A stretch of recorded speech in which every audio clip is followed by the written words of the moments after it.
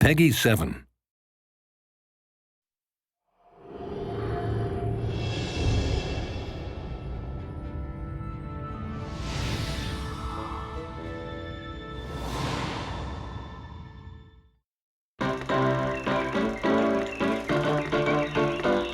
I was in when they said, you want to make a Mickey Mouse game.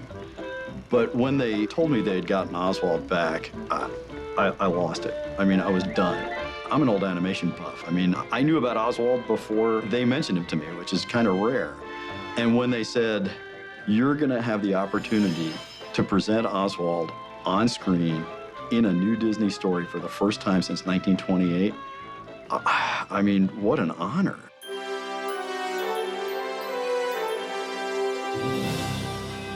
Well, Oswald the Lucky Rabbit was Walt Disney's first cartoon star, and he predates Mickey, of course. He's such a rich character, and if you look back at the old animation, it was so fun and so exciting. Oswald was different from other animated film stars of that time. Those cartoons that Walt and Ub made were little gems of storytelling. They weren't just a string of gags. Oswald would fall in love, have to deal with a rival. He would go to war. He would do all sorts of things. He was way ahead of his time. You know, very quickly, the Oswald cartoons became among the most popular silent cartoons of the late 20s. Oswald was a big star. In the late 20s, after just about 18 months of prominence, Walt went to his distributor to renew his contract and wanted more money to make better cartoons. I mean, even then, Walt was all about quality. And the distributor said, no, not only are we not going to give you more, we're going to take your staff, we own the rights to the character, check your contract, and you're out of work.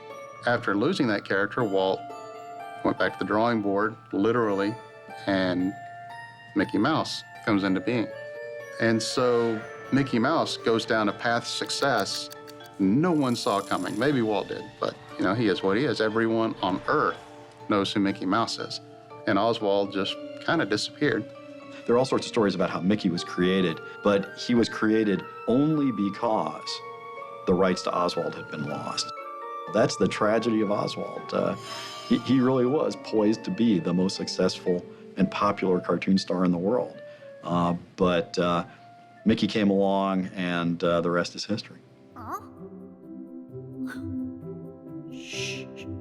Oswald came back into the Disney fold in 2006, not to star in Disney epic Mickey, but rather to serve as a catalyst for the game, because really he was the first forgotten character in Disney history. That's kind of the factual story. The heart of that story, though, is Oswald is Mickey Mouse's older brother.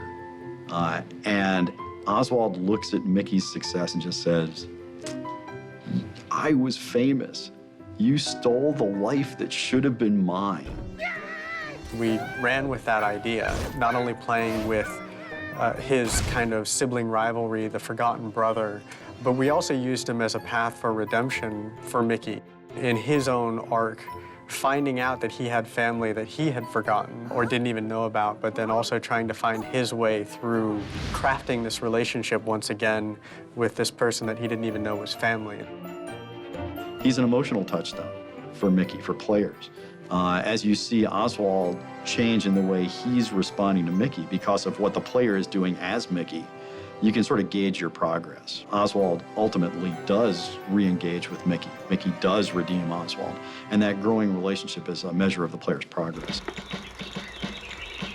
I love Oswald, and I want to make him a hero too. That's, you know, kind of goal 1.5 for this project. I remind people how incredible a character Oswald is and set him up for success as a cartoon star, as a plush toy, you know, you name it. I want Oswald everywhere because he deserves it.